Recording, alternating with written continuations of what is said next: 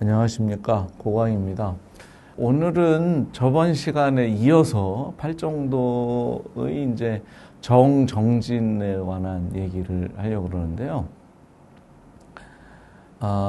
우선 이 얘기를 하기 전에 앞에 강의에 대한 서머리를 간단하게 좀 해야 될 것 같아요. 팔정도는 그 8개의 그 가지로 여덟 가지를 말하고 있지만 실제로는 단수로 표현하고 있기 때문에 하나라 그랬죠. 그래서 바른 견해를 가지고 바르게 사유할 때 바른 언어 생활이 가능하고, 그랬을 때 업에 대한 바른 이해가 생겨야만 바른 생활도 가능하죠. 그래서 이게 정명과 정업과 정명이 한 세트로 묶여져 있습니다. 그래서 이렇게 정어가 이루어지고 정명이 이루어지는 이 과정이 신구의 삼업 중에 제일 먼저 구행이 소멸하는 것이고, 정어가 되는 과정이 구행이 소멸하는 거죠. 그 다음에 정업과 정명은 이것은 신행이 소멸하는 겁니다. 우리에게는 세 가지 조작이 일어난다 그랬죠. 그것을 신구의 삼행으로 이루어진다 그랬어요. 그래서 오늘은 이제 이 정정진을 통해서 구행과 그 다음에 신행이 소멸됐다면 의행을 소멸시켜야 돼요. 그러기 위해서는 정정진을 통해서 정념이 성취돼야 되는 거죠. 그래야만 우리는 해탈로 갈 수 있어요. 우리 자신을 괴롭게 묶고 있는 것들은, 번뇌는 누가 나한테 번뇌를 갖다 준 게 아니에요. 내 자신이 만들어 놓은 번뇌, 스스로 만들어 놓은 굴레 속에 스스로 갇혀 있을 뿐이지, 이것으로부터 벗어나는 길은 내가 만들어 놓은 그 굴레를 하나하나 다 해체해서 벗겨버리는 수밖에 없는 거죠. 그래서 앞에 이 굴레는 세 개가 있는데, 아까도 얘기했지만 신행과 구행과 의행이 있다 그랬어요. 제일 생길 때는 신행이 제일 먼저 생기고, 그 다음에 구행이 생기고 의행이 생깁니다. 근데 소멸은 순서가 바뀌어요. 구행이 먼저 소멸하고, 그 다음에 신행이 소멸하고, 그 다음에 의행이 소멸합니다. 우리가 언어를 어떻게 쓰느냐에 따라서 대상을 보는 관점이 달라져요. 예를 들면 우리가 보고 느낀다 이렇게 말하는 거하고 보인다, 느껴진다 이렇게 말하는 건 다르겠죠. 근데 우리는 보고 느낀다라고 말할 때는 내가 있어가지고 보고 느끼는 것처럼 생각하게 돼요. 근데 보이고 느껴진다라고 말하면, 이렇게 관계들이 작용되어서 나에게 보이는 현상이 드러나고 있는 것이고, 그 다음에 이렇게 여러 가지 감각기관들이 함께해서 느껴진다라고 이해할 수 있는 거죠. 그렇다면 그 속에는 자아가 굳이 필요하지 않죠. 그래서 똑같은 언어 생활을 한다고 하더라도 내가 무엇을 한다고 하는 식의 언어 생활을 하고 있다면 그 사람은 진리에 대한 바른 서술을 하고 있다고 말할 수는 없겠죠. 그래서 이렇게 구행이 먼저 소멸되어야만 그 구행으로 규정지었던 여러 가지 것들이 하나하나씩 껍데기가 벗겨지고, 그러고 나서 내가 이 세상을 살아가면서 선업과 악업으로 이루어졌다고 하는 그런 생각을 또 가지게 돼요. 그런 생각으로 살아가던 그 생각이 벗어나게 되는 게 신행이겠죠. 근데 지금 이제 의행은 뭐냐면 바른 정진을 통해서 바른 그 기억으로 나아가는 것이 정정진과 정념입니다. 정정진은 원래 쌈마와야모를 번역한 말인데요. 번역자에 따라서 어떤 사람은 정진이라고 번역했고, 또 어떤 사람은 방편이라고 또 번역했어요. 그래서 경전에 따라서 정정진이라고 되어 있는 것도 있고 정방편이라고 되어 있는 것도 있어요. 그러면 정진이란 말은 무슨 말일까요? 정진이란 말은 우리가 정진을 알아야, 정진이라는 걸 알아야 비로소 바른 정진도 이해하겠죠. 우리가 보통 정진이라 그러면 어떤 일을 꾸준히 해나가는 것을 정진이라고 말해요. 근데 실제적으로 정이라는 말은 무슨 말이냐면 쌀밑자에다가 이렇게 풀이 하나 이렇게 나 있고요. 그 다음에 우물이 하나 그려져 있는 형태이거든요. 그래서 이 의미는 뭐냐면 쌀을 깨끗하게 씻어낸다. 그 다음에 도정한다. 이런 의미를 가져요. 물에다가 깨끗하게 씻어내서 더러운 것들을 깨끗하게 순수하게 만든다 이런 뜻이죠. 그러니까 순수하게 되도록 계속 진행한다 이런 말이에요. 정진이란 말은. 그래서 부처님이 말한 그러면 정진은 뭘까? 요거는 조금 후에 말하고요. 다시 또 이제 어떤 사람은 방편이라고 번역을 했는데 그럼 방편이란 뜻은 무슨 말일까요? 우리가 방편이라는 말을 정말 많이 씁니다. 그래서 방편상 뭐를 했느니 아니면은 방편이 뭐가 어땠느니 절집에서 이 말을 되게 많이 쓰는데 정확하게 그 뜻을 몰라요. 대부분들 방편이 뭔지 잘 몰라요. 방편이 뭘까요? 방편이라는 말이 방이라는 말은 그 모방자 쓰죠. 이거는 방법 이런 뜻이고 그 다음에 편은 그 사람 인변에 그 다음에 이 어떤 책상 같은 게 조그만 탁자가 하나 있고요. 그 밑에 가지를 잡고 있는 모습이거든요. 그래서 요거는 편리하게 내가 무언가를 조작한다 이런 뜻이에요. 그러니까 방편이라는 말은 어떠한 일을 하는 데 있어서 오래 돌아서 갈 수도 있어요. 그죠? 돌고 돌아서 몇십 년을 헤매고 여기에 올 수도 있고 바로 스트레이트로 갈 수도 있어요. 그러면 방편을 쓰면 이렇게 돌지 않고 곧바로 간다 이런 의미를 갖는 거예요. 그러니까 정진이라는 말에 있어서 바른 방편이나 바른 정진이라는 말은 정말로 쌀알을 도정해서 깨끗하게 씻어서 밥을 해 먹을 수 있을 정도까지 만드는 작업이라고 볼 수 있겠죠.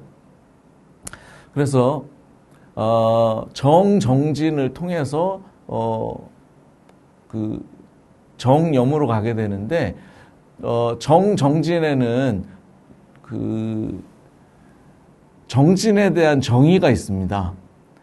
부처님은 그걸 이제 사정근, 사정진 이렇게 말했는데요. 네 가지로 정진을 해야 된다는 거예요.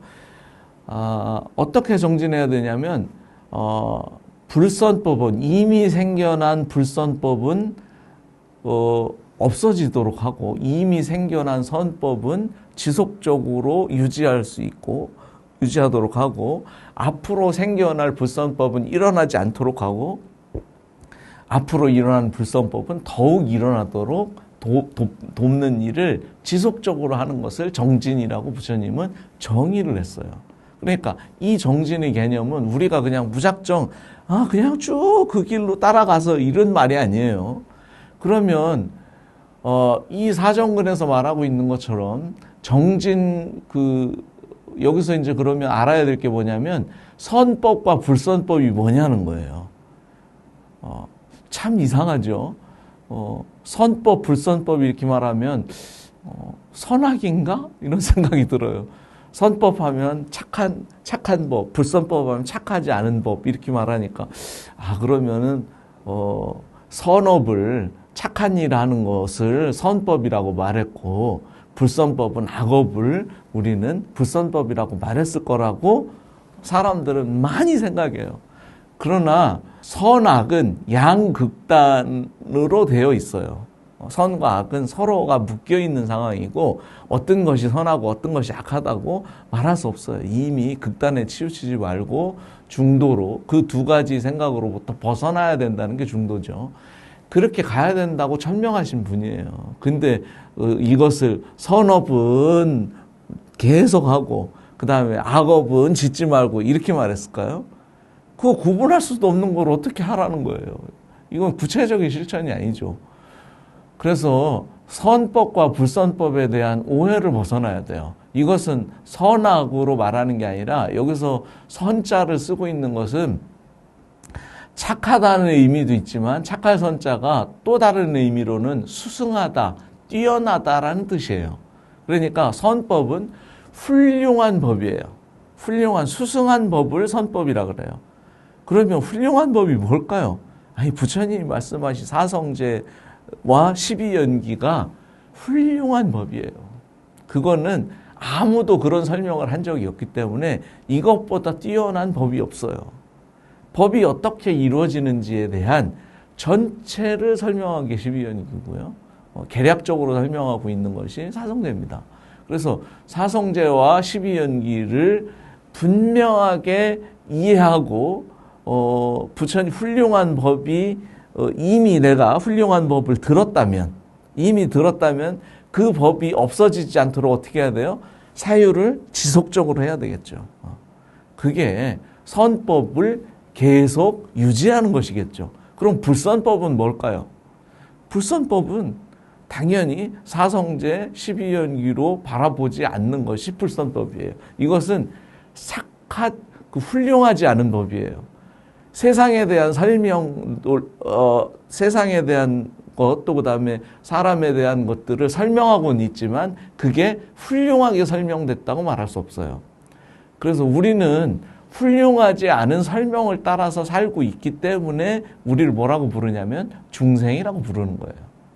선법을 따라서 그 선법대로 이해하고 살아간다면 그를 뭐라고 부를까요? 그를 보살이나 부처라고 말하는 거죠. 그러니까 선법과 불선법은 이렇게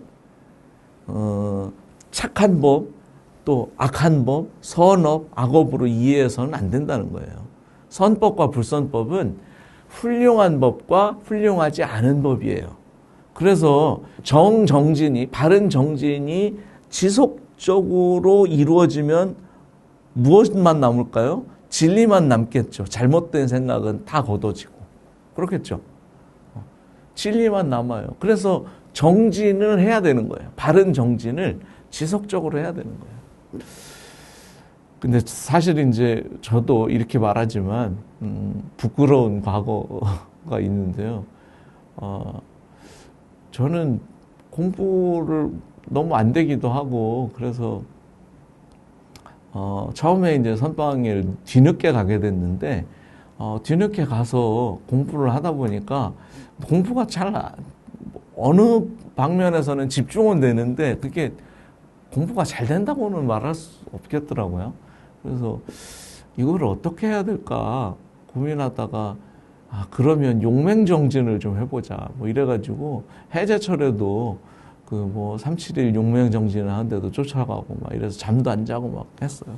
그래서 나는 이것이 진짜 용맹정진인 줄 알았어요. 잠 안 자고 막 이렇게 애쓰는 게 정진인 줄 알았어.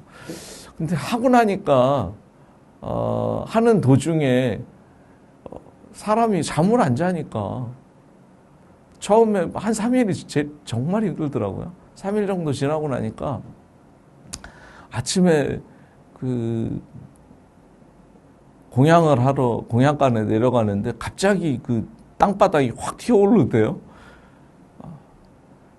그래서 나는 땅이 튀어올라온 줄 알았더니 내가 넘어져가지고 땅에다 올라가고 있더라고.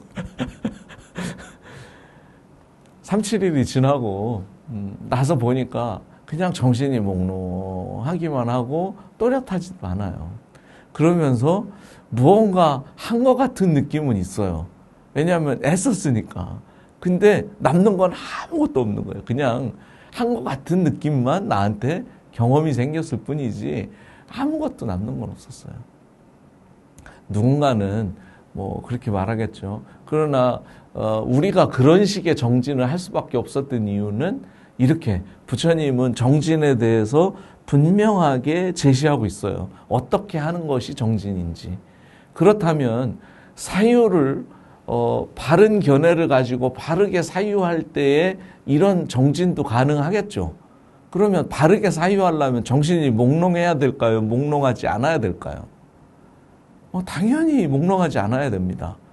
그래서 우리가 뭐 수마를 뭐 물리쳐야 된다 그러고 막 스님들이 막 잠 안 재우고 그냥 막 어떤 선방에서는 막 몇 년씩 잠 안 재운다 그러고 막 그걸 뭐 자랑으로 여기고 막 이러는데요. 그 자랑이 전혀 아닙니다.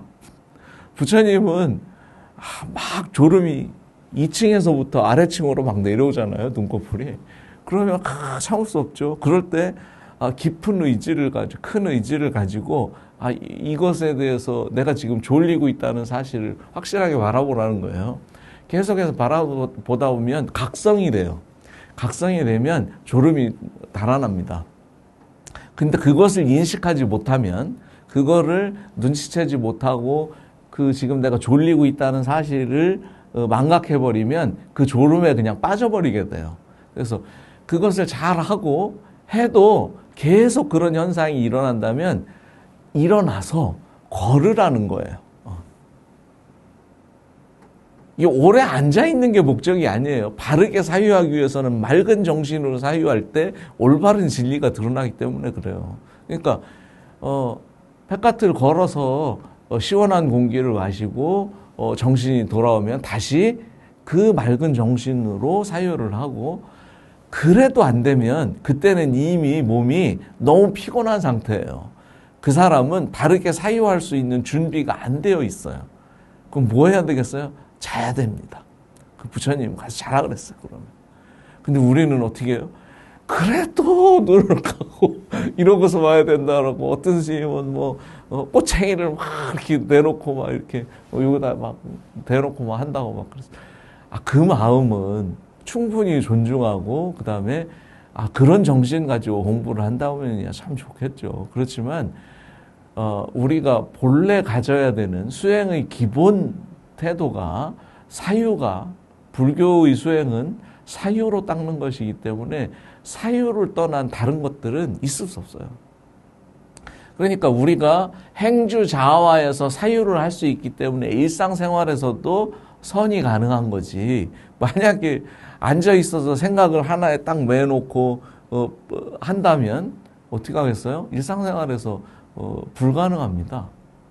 그래서 바르게 정진하는 것이 무척 중요하다는 거예요. 그래서 사성제 팔정도를 명확하게 이해할 때까지 지속적으로 다듬고 또 다듬는 작업이 정진이라고 말할 수 있겠죠. 그래서 이렇게 정진을 하면, 그래서 이제 이런 것들을 정진이라고 말하고, 이 정진을 그러면 경전에서는 어떻게 표현하고 있는지 한번 읽어보면, 무엇이 바른 정진인가? 이른바 성스러운 제자가 고성제를 기억하니 이렇게 괴로울 때 익혔으니 익혔다고 말하고, 멸하니 멸한다고 하며 도성제를 기억하니 이것이 도라고 할 때, 혹은 근본에서 만들어졌음을 관찰했는가? 혹은 모든 게 재앙과 근심으로 조작되었음을 보았는가? 혹은 열반이 멈추어 쉬는 것임을 보는가? 혹은 집착 없이 관찰한 훌륭함을 기억하는가라고 할 것이고, 마음이 해탈했을 때는 그 가운데서 만약 정진할 방편이 있다며 한 생각으로 사정근을 구했다면 힘있게 향해서 나아가면서도 전념으로 딱 붙거나 버리지도 않고, 또한 쇠퇴하지 않기에 올바르게 그 마음을 조복했을 것이다. 이것을 이름하여 바른 정진이라고 한다. 이렇게 말했어요. 그러니까 정진이라고 하는 것은 사정근을 기본으로 하는 것이에요. 정진은. 그러니까 정근, 진리, 내가 지금 알고 있는 것이 진리인지 아닌지를 드러내는 것, 이것이 정진의 기본이라고 말할 수 있겠죠. 그러면 우리가 부처님의 가르침을 통해서 정진을 통해서 12연기를 공부한다면, 요거는 이제 다음 강의에 12연기는 이어서 할 건데요. 12연기로 보지 않는다면 우리는 무슨 생각을 할까요? 무슨 생각을 할까요? 우리는 12연기로 보지 않으면 인과로 생각하게 돼 있습니다. 그래서 늘 인과로 세상을 보게 돼 있어요. 인과는 두 가지 과정이 있어요. 시간과 공간이라고 하는 두 가지 과정 속에 존재하는 게 인과입니다. 그래서 현대 과학에서도 모든 것은 인과로 이루어졌다. 코즈 앤 이펙트로 이루어졌다고 하는 게 기본 생각인 거죠. 근데 부처님은 인과가 아니라는 거예요. 연기적인 것이지 그것이 어떻게 인과냐는 거예요. 인과라고 한다면 잘 한번 생각해 보세요. 인과라는 말은 원인과 결과라는 말인데 원인은 무슨 짓을 해도 그 결과로 가게 돼 있어요. 그러겠죠? 결과니까. 이것에 대한, 원인에 대한 결과니까. 그러니까 원인은 무슨 짓을 해도 그 결과로 가게 되어 있어요. 근데 우리 생활에 그런가요? 그런 일은 없습니다. 수많은 조건들이 함께하고 있죠. 가끔 가다가 내가 쓰고 있는 어떤 물건이 고장났다고 한번 생각해 보세요. 그러면 우리는 이게 왜 고장났지? 이렇게 말해요. 그때는 뭐예요? 나의 인과 속에는 걔가 고장나면 안 되는 거예요. 근데 다른 조건이 개입한 거예요. 근데 나는 그 조건을 염두에 두지 못했던 거죠. 그래서 우리는 끊임없이 모든 기계든 무엇든 다 오장동이 일어납니다. 인과로 보고 있기 때문에. 그래서 그런 다양한 조건들을 하나라도 더 잘 찾아내는 사람이 뭐예요? 좋은 물건을 만들어요.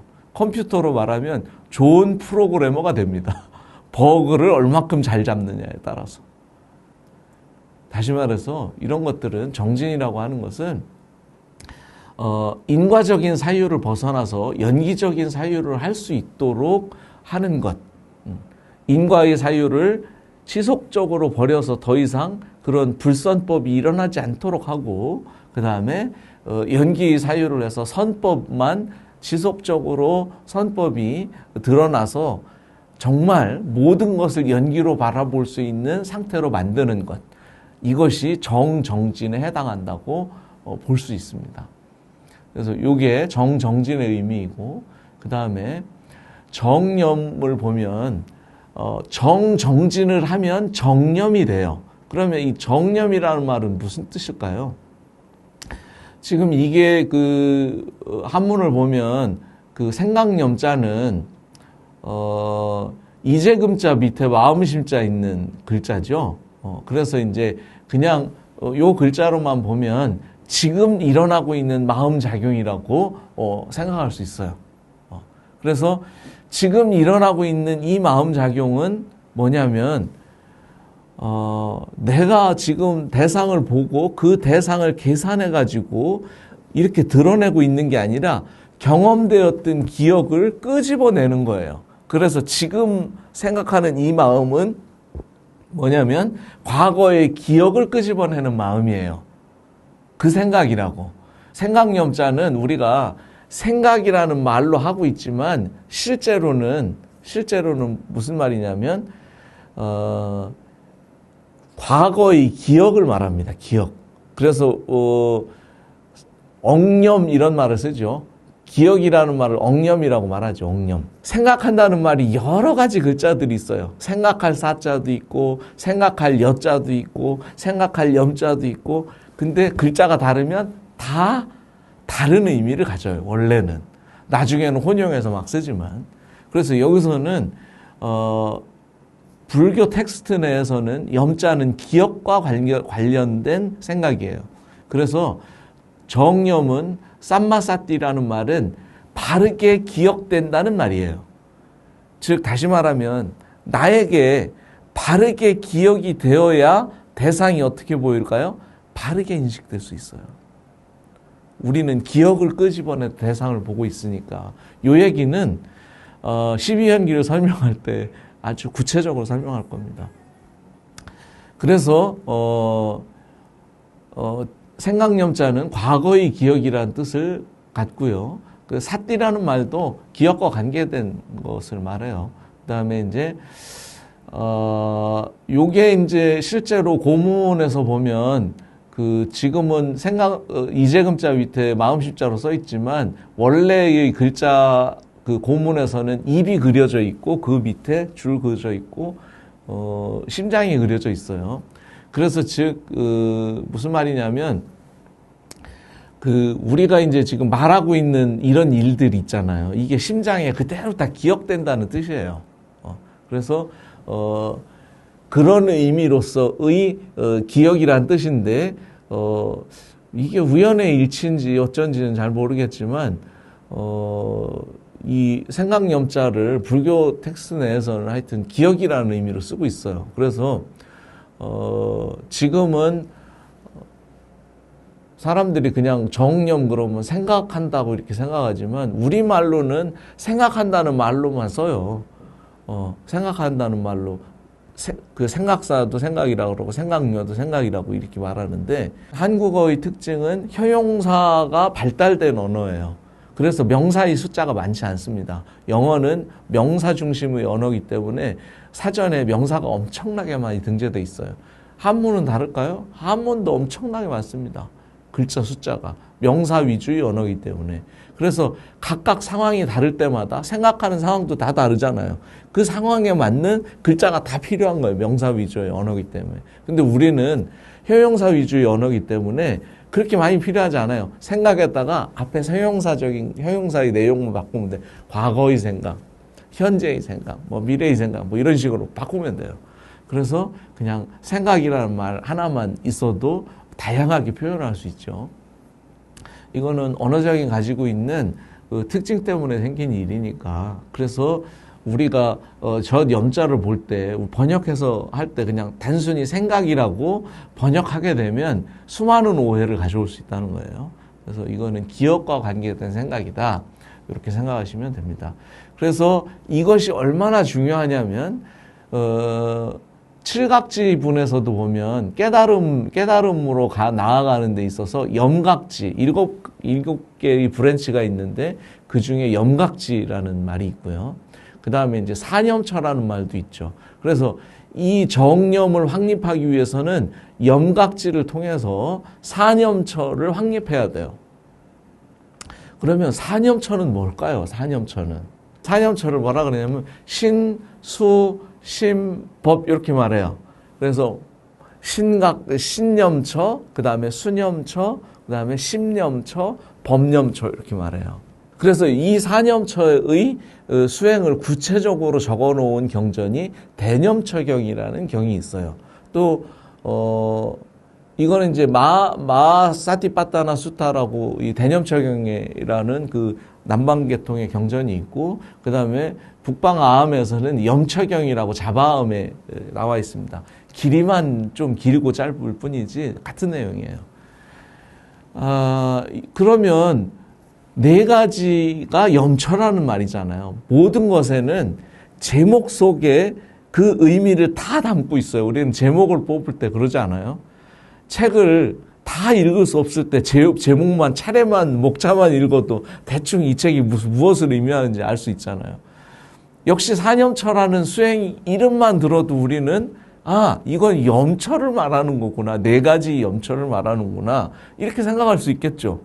근데 실제로 사념처의 대념처경을 읽어보면 온갖 이상한 수행들이 막 끊임없이 나와요. 무슨 부정관 수행을 한다든지, 무슨 혐오 수행을 한다든지, 사랑하는 마음을 막 일으켜야 된다든지, 무슨 이상한 얘기들이 막 어마어마하게 많이 나와요. 염처라는 말은 없어. 그럼 왜 제목을 염처라고 불렀을까? 이런 생각이 들지 않아요? 네 가지 수행 이렇게 하지. 몸에 대한 수행, 느낌에 대한 수행.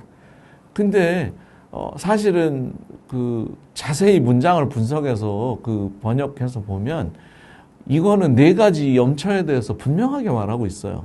우리는 사람들이 몸에서 부처님이 뭐라 그랬냐면 몸에서 몸을 관찰하라고 말했더니 사람들은 머리끝에서 발끝까지 온갖 것들을 다 관찰한다는 거예요. 또 어떤 사람은 이렇게 썩어 문드러지는 몸이 진짜 몸이라고 생각하고 그걸 또 관찰한다는 거예요. 이거는 잘못된 예들을 쭉 나열한 거예요. 잘못된 예.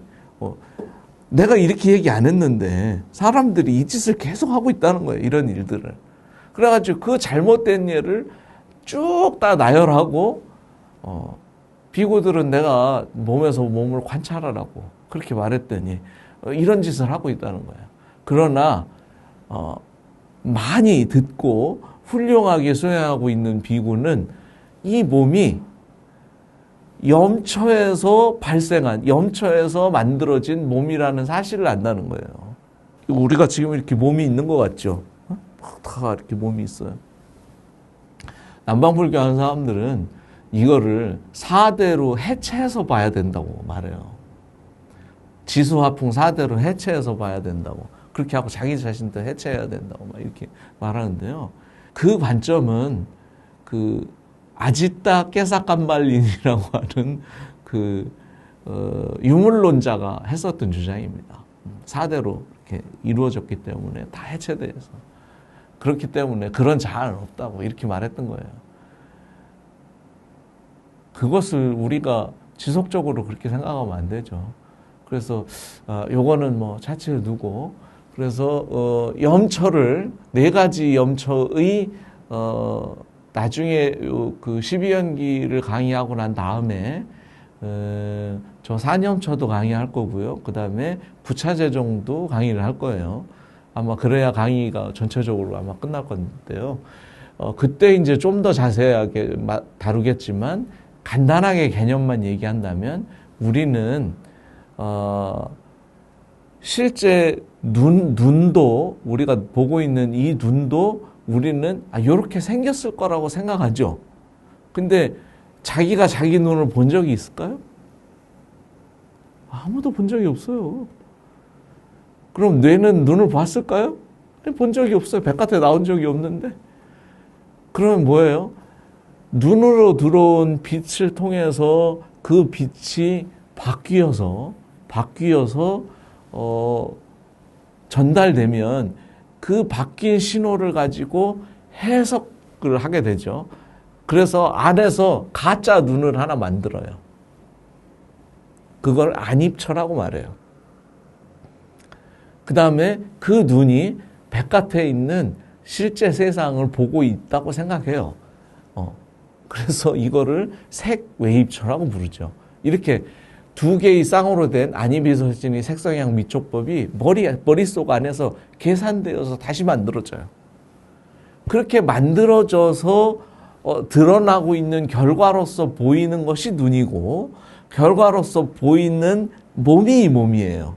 그러니까 실제 이 몸은 내 몸이라고 말할 수 없이 뭐가 만든 거예요? 염초에서 만들어낸 몸이라고.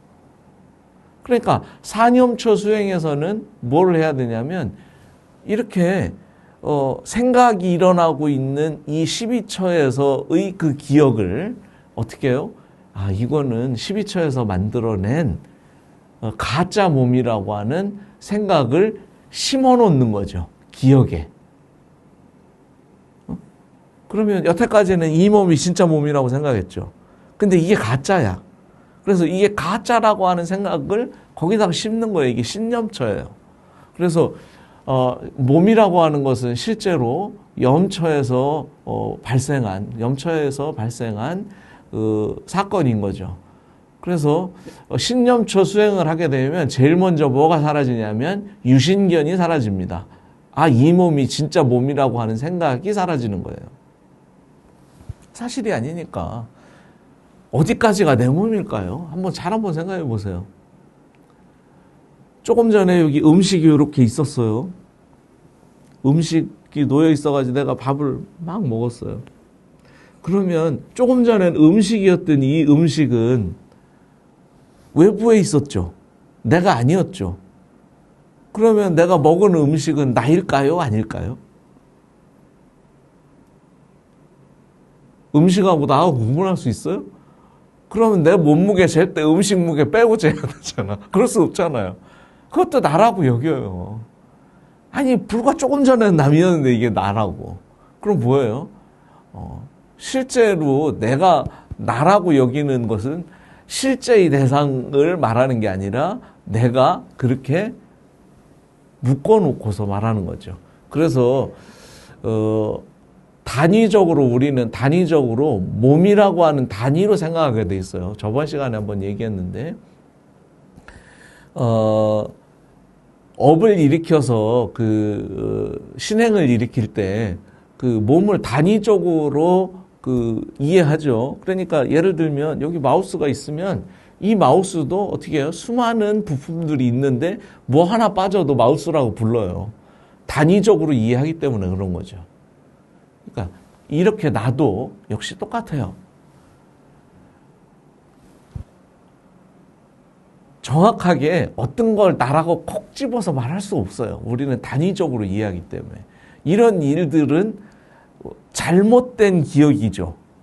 사실을 그대로 있는 그대로 본 기억이 아니라 잘못된 기억이 나에게 저장되어 있는 거죠. 그러니까 이 잘못된 기억을 어떻게 해야 돼요?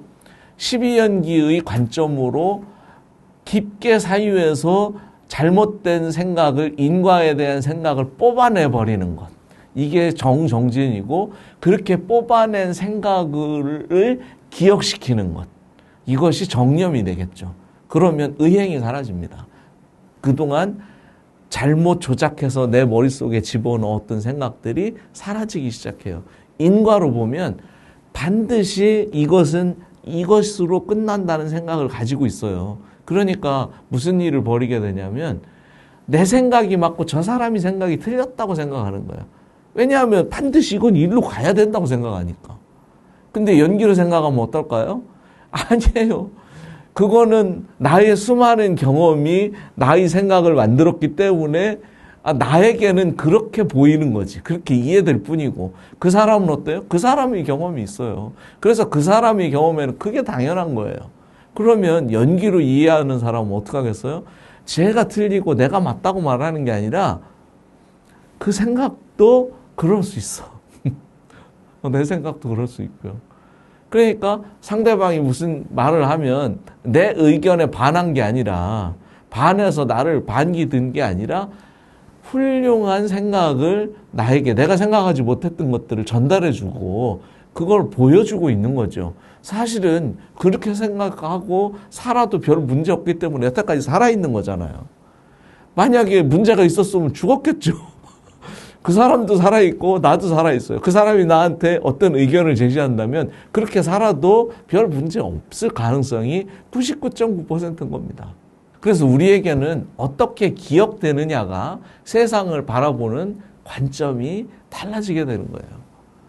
그래서 유명한 일화 중에 무학대사와 그 이성계 일화에서 보면 무학대사를 보고 이성계가 여기 웬 큰 돼지 같은 중이 하나 있다고 그렇게 얘기하니까 무학대사가 내 앞에는 아주 훌륭한 부처님이 한 분 계시다고 그렇게 내가 이렇게 심하게 욕을 했는데 스님은 왜 나를 부처라고 얘기하냐고. 그러니까 무학대사가 그랬다잖아요. 부처 눈에는 다 부처로 보이고 돼지 눈에는 다 돼지로 보여. 이랬다는 거 아니에요? 그것처럼 내가 이렇게 연기적으로 이해하고 바라보고 있다면 그렇게 바라보고 있는 그 삶이 완성된 것이 부처겠죠. 그러면 부처는 모든 것을 연기적인 관점으로 세상을 보고 자기 자신도 연기로 이해해요. 근데 그렇게 이해하지 않고 인과로 이해하고 있는 사람들은 중생이겠죠. 그들은 항상 서로 다른 의견을 주장할 뿐이지 그것을 전체적으로 통찰할 수 있는 지혜가 없을 뿐이에요. 그렇다고 그 사람이 부처와 같은 능력이 없느냐? 그렇지는 않겠죠. 그 사람도 그 사실만 보면 충분히 이해할 수 있는 거예요. 그것을 우리는 깨달았다고 말하는 거죠. 깨달음은 신비한 뭐를 체험하는 게 절대로 아닙니다. 정진이라고 하는 게 말하는 것처럼 막 그냥 뭐 하나에 딱 집중해가지고 그렇게 해서 무슨 신비한 뭐가 세상이 막 나타나고 이런 것을 그런 거를 얻기 위해서 우리가 정진하는 게 아니에요. 이 점을 분명하게 이해하면 팔정도 부처님이 제시한 팔정도가 얼마나 치밀하게 설계되고 얼마나 효율적으로 설명하고 있는 것인지를 알 수 있어요. 근데 우리는 대승경전만 읽다 보니까 사실 팔정도, 사성제 팔정도라는 말만 들었지 그게 구체적으로 무슨 말인지를 몰라요. 대승경전은 그 설명을 안 해놨어요. 왜 안 해놨을까요? 아니, 암경에 엄청나게 많이 설명돼 있어요. 막 지겹도록. 굳이 그 암경 읽으면 되는데, 그걸 굳이 다시 설명할 필요가 없잖아요. 그러니까, 그냥 명칭만 등장해요. 대승경전에서. 그러니까, 명칭만 등장하니까 우리는 정견, 정사, 정어, 정어 뭐 이러면서 팔정도를 외우긴 하지만 그게 무슨 말인지 몰라요. 그러니까 상상 속에 자기가 상상한 대로 수행을 하는 거죠. 내가 깨닫고 싶은 것은 부처님과 같은 깨달음을 얻고 싶다면 부처님의 말씀을 잘 귀담아 듣고 그가 어떻게 말하는지를 이해한 다음에 실행에 옮길 때 그와 같은 결과를 얻을 수 있는 거지. 그렇지 않고 듣지도 않고 자기식으로 아예 뭐 당신은 어떻게 그렇게 생각할지 몰라도 내가 생각하는 거는 그런 게 아니야. 막 하면서 자기 주장을 막 펼치는 사람이 있어요. 그거는 자기가 바라본 부처님이지 부처님이 자기 자신을 말한 부처님이 아닌 거죠. 그래서 부처님은 항상 용어를 쓸 때 그 용어를 정의하고 쓰세요. 여기도 지금 다 정의하고 있잖아요. 그래야 무슨 일이 벌어지냐면 상대방도 이해할 수 있어요. 프로토콜이 같으니까. 우리는 이 용어에 대한 분명한 이해를 가지고 보고 나면 부처님 경전처럼 그 쉬운 경전이 없습니다. 얼마나 설명을 잘해놨는데요.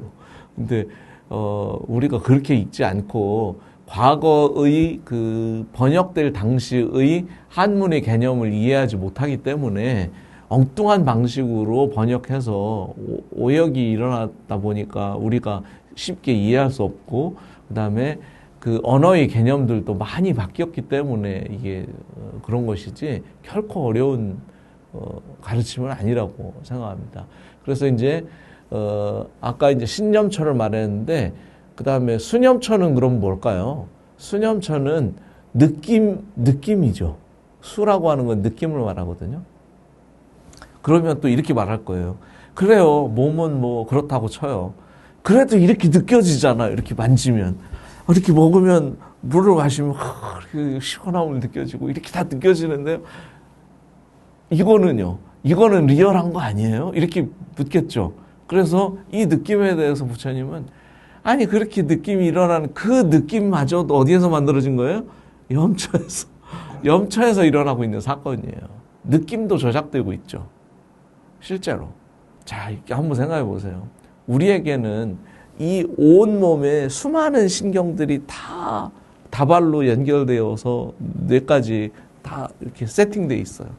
그러면 내가 아무것도 안 하고 있다고 해서 나에게 몸에서 일어나는 신호가 안 올라가고 있을까요? 아니에요. 다 감지되고 있어요. 그러나 이것은 무시해도 될 거라고 판단되면 무시하는 거예요, 그냥. 그래서 우리 몸에서 우리가 가장 건강한 상태는 언제냐? 내 몸이 없는 것처럼 느껴질 때가 가장 좋은 건강한 상태예요. 무언가 느껴지기 시작했다면 그건 불편한 거예요. 그럼 그 느낌은 누가 만들겠어요? 내가 이렇게 손을 딱 쳤을 때 이 손이 진짜 아플까요? 손이 진짜 아플까요? 아니 손 잘라놓고 때려보면 알 거 아니에요. 손이 진짜 아프면 잘라진 손이 딱 때리면 얘가 이렇게 아파가지고 막 지가 뛰어댕겨야 될 텐데 안 그런다니까요. 아프다는 생각을 머릿속에서 만들어내고 있고 그 생각 때문에 나는 여기가 아프다고 생각하고 있을 뿐이야. 얘는 실제로 통증을 못 느끼죠. 그러니까 이것도 느낌도 뭐예요? 염처에서 만들어낸 느낌일 뿐이라는 거예요. 그래서 느낌을 바라볼 때마다 어떻게 해야 돼요? 이 느낌도 12초에서 만들어낸 가짜로 된 느낌이라고 하는 사실을 끊임없이 기억시키는 거예요. 이것이 내가 납득되지 않을 때 어떻게 해요? 12연기를 다시 고찰해요. 다시 고찰해서 그 느낌이 어떻게 발생하는지의 과정을 다시 또 사유해줘. 사유해서 그 느낌이 일어나는 과정을 납득이 될 때까지 계속 사유하다 보면 느낌도 염처에서 발생했다고 하는 사실을 알게 돼요. 이게 수념처죠. 마음은요. 그 다음에 이제 십념처겠죠. 마음도 역시 똑같아요. 우리는 마음이 존재해서 세상을 볼 거라고 생각하지만 이 생각은 인과의 사고 때문에 벌어지는 착각인 거죠. 내가 있어서 세상을 보는 게 아니라 어떻게 해요? 빛이 들어오면 그것을 분석해, 그것을 시신경이 그것을 그 빛을 감지해서 생체 신호로 바꿔서 뇌에다 전달하면 뇌는 그 전기 신호만을 보고 어떤 세상일 거라고 추정해서 그려내고 있을 뿐이에요. 그러니까 나한테 빛이 쪼여지면 그 내가 생각하고 경험했었던 만들어놨던 그 기억이 쫙 보이는 거예요. 그래서 이건 엄청나게 빠른 순간에 변한다는 거예요. 그래서 부처님이 뭐라 그러냐면 여기에서 이제 그 찰나생 찰나멸이라는 오해가 이제 생기게 돼요. 이 문장 때문에. 마음이 이런 물질도 아닌데, 이거 물질이 다 없어지고 소멸하고 다시 바뀌는 건 다 알죠? 근데 마음은 물질도 아니야. 근데 이거는 이거보다 더 빨라. 그런 얘기 하셨어요. 그러니까, 왜 그런 말씀을 했냐면, 눈을 감으면 이 뜬 놈이 그냥 싹 사라져요. 눈 뜨면 아무것도 없었는데 그냥 확 나타나요. 얘보다 훨씬 빠르죠. 그래서 그 말씀을 했던 거예요. 그래서 법은 변혁되어서 드러나고 있는 게, 바뀌어서 드러나고 있는 게 법이라고, 암경에서 아주 누누이 말하고 있어요. 근데 이 생각을 잘못 이해하면, 마음이라는 게 존재하고 있어서 찰나생 찰나멸한다고 또 인과적인 개념으로 이해하는 거예요. 시간적으로. 그죠? 인과가 시간적으로 쭉 연결되어 있는 게. 그래서 이거를 찰나생 찰나멸한다고 생각하는 거예요. 물론 그렇게 생각할 수는 있으나 논리적인 모순이 그 안에 너무 많기 때문에 실제적으로 그거는 타당하지 않은 말이에요. 깊게 생각하지 않으면 그거를 잡아내기가 좀 힘들죠. 그래서 우리가 지금 현재 논란이 되고 있는 뭐 이런 것하고도 비슷해요. 뭐 윤회가 있느냐 없느냐 뭐 이런 문제를 얘기했을 때 우리는 어느 것 하나를 선택해야 될 것처럼 윤회가 있든지 없든지 이렇게 얘기하는데, 아니 부처님은 그거는 질문 자체가 잘못된 질문이라고, 그건 깊이 생각하지 않았기 때문에 멍청한 질문을 하고 있는 거예요. 윤회가 있다 없다를 말하려면 윤회가 증명되고 난 다음에 얘기를 해야지. 이거는 윤회라고 하는 것이 아무도 본 적도 없고 아무도 느낀 적이 없어요. 그러면 이것은 없다고 쳐도 좋은 거예요. 부처님의 사유에 있어서 제가 여러 번 얘기했지만 우리 감각기관을 통해서 들어오지 않은 것은 망상에 불과합니다. 이렇게 감각기관을 통해서 들어온 것도 사실이 아닐 가능성이 많은데, 감각기관을 통하지도 않은 그것을 우리가 사실이라고 단정하는 것 자체가 웃긴 거잖아요.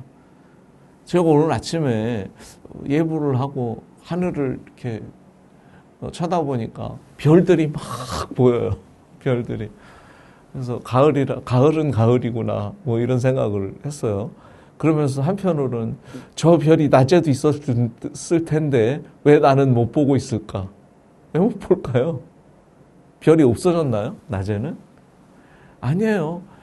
별도 그때 빛나고 있었지만 우리는 그 신호가 너무 미약하니까 노이즈 처리해서 제외시킨 것 뿐이에요. 그러니까 우리가 실제로 뭐를 봐서 보는 게 아니라 지가 보고 싶은 것만 본다고, 의미 있다고 생각되는 것만 봐요. 다른 것들이 사라지고 나면, 다른 큰 덩어리들이 사라지고 나면 보이지 않았던 것들이, 그러니까 미세하게 잡음으로 노이즈라고 처리했던 것들이 실제 신호처럼 증폭돼서 걔를 판별하기 시작해요. 그러니까 이상하게 보이기 시작하는 거야. 그러니까 우리 감각만 차단되면 즉시 이상한 거 보이기 시작합니다. 근데 그것을 평상시에 내가 보지 못한 거를 보니까 굉장히 뭐 멋있는 무슨 뭐 종교적인 체험을 했느니 뭐 이렇게 얘기하지만 그거 다 쓸데없는 소리예요. 그 부처님이 일주일 만에 다 버렸잖아, 그거를. 우리는 부처님의 일대기를 통해서 우리가 어떻게 수행해야 될 것이고, 부처님이 버린 것은 무엇이고, 부처님이 유지하려고 했었던 것은 무엇인지에 대한 분명한 이해를 갖는 게 중요합니다. 그 다음에 이렇게 심념처가 있고, 그 다음에 법념처가 있겠죠. 그러면 또 그런 생각 하겠죠. 그러면 부처님이 말씀하신 12연기나 사성제나 팔정도나 뭐 이런 것들은 실제로 있는 거 아니에요? 그런 생각 하겠죠. 근데 그것도 뭐라고요? 그것도 다 만들어진 거예요. 염초에서 만들어진 거예요. 지금 우리 다 기억된 거예요. 그렇게 하고 실제로 또 법이라고 부르는 의근이 의근이 대상으로서 드러나고 있는 법도 역시 마찬가지죠. 뭐예요? 12초에서 만들어낸 거예요. 그러니까 우리가 어떤 대상을 볼 때, 몸을 볼 때나 느낌을 볼 때나 마음이라고 느낄 때나 또 그 다음에 대상이라고 느끼는 그런 모든 것들은 다 12초에서 만들어낸 소산으로서의 존재 가치가 존재하는 것처럼 느껴진다는 거예요. 그것을 잘 기억시키는 것, 그게 사념처 수행이에요. 그래서 네 가지의 네 가지를 철하고 기억시킨다는 의미에서 사념철하고 제목을 지은 거예요. 그러면 사념처 수행을 통해서 우리가 확립해야 될 건 뭐예요? 바른 기억을 심어놓는 거예요. 우리는 여태까지 인과적으로 생각하니까, 인과와 존재로 생각하니까 실제 존재라고 생각했는데, 그게 나는 실제 존재라고 생각하면 우리는 어떻게 생각하냐면 내가 그 실제 존재를 눈으로 본다고 생각해요. 이것은 보고 듣는 거겠죠. 그러면 이거를 한문으로 표현하면 어떻게 되냐면 시청이 돼요. 내가 보고 듣는 거야. 근데 부처님 경전을 불교 텍스트 내에서 한번 찾아보세요. 시청이라는 말이 몇 번이나 등장하는지. 대부분 견문으로 쓰고 있어요. 이것도 볼견 들을문이에요. 근데 이거는 보고 듣는 게 아니에요. 보인 것이고 들린 것이에요. 피동의 의미를 갖는 글자예요, 얘는.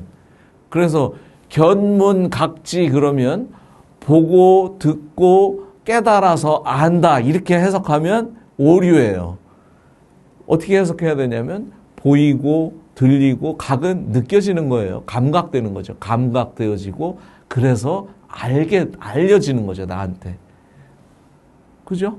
보이고 들리고 보이고 들리는 그 감각이 되어짐으로 인해서 나도 내 신경망이 연결되어서 자아가 있다고 드러나고, 그 다음에 그것 외의 것을 외부의 존재로 이해하게 되죠. 이렇게 네이처와 웨이처가 한 쌍으로 작동하면서 나와 대상이 동시에 작동되는 거지, 외부의 대상 없는 내가 없고요. 그 다음에 나 없는 외부의 대상이 존재할 수 없어요. 두 개는 한 쌍으로 동시에 일어나고 있습니다. 그래서 내가 세상을 보고 있다고 생각할 때에, 세상이 나한테 보이고 있을 때 내가 있는 것 같은 느낌이 있어요. 근데 내가 감각작용이 없으면 내가 있다는 느낌조차 없어요. 그렇기 때문에 얘는 동시에 드러납니다. 그러니까 내가 있다고 느끼면 대상도 있는 것처럼 보이고요. 그 다음에 대상이 보인다면 자아도 있는 것처럼 느껴질 뿐이에요. 이것은 우리의 시스템이에요. 이 시스템을 어떻게 해요? 바른 기억으로 바꿔놔야 되죠. 그래서 이 바른 기억으로 바꿔놓는 것을 부처님은 정념이라고 불렀고, 이렇게 바른 기억으로 되돌려 놓는 것을 의행이 소멸됐다 이렇게 말하는 거예요. 그러면 이렇게 신구의 삼행이 소멸되고 나면 팔정도에서 말하고 있는 신구의 삼행이 소멸되고 나면 그 다음에 무슨 일이 일어날지가 드러나겠죠. 그래서 지금 이것은 부처님의 깨달음은 한번 깨달음을 얻어서 제자들한테 가르친 그 깨달음들은 다 이렇게 아주 체계적으로 연결되어 있어요. 그게 대승불교에서 말하고 있는 대승경전 내에서도 똑같이 적용되어 있어요. 근데 우리가 해석을 잘못함으로 인해서, 번역을 잘못하다 보니까 이게 아주 많은 오해를 불러오게 돼요. 그래서 마치 견성성불이라는 말을 우리가 많이 하잖아요. 성품을 보아서 부처가 된다고. 견성성불이 절대로 될 수 없죠. 견성은 성품을 볼 수 없다는 것을 가리키기 위해서 견성을 말했던 거예요. 그러니까 다시 말하면 견성을 했다고 한다면 그는 성불할 수 있다, 이런 의미로 말했어요. 즉 다시 말하면 성품을 봐야 성불한다는 말이 아니라 성품이 없다는 사실을 볼 수 있어야 부처가 된다는 의미예요. 견성성불이라는 말은 어록을 찾아보면 그런 의도로 말하고 있어요.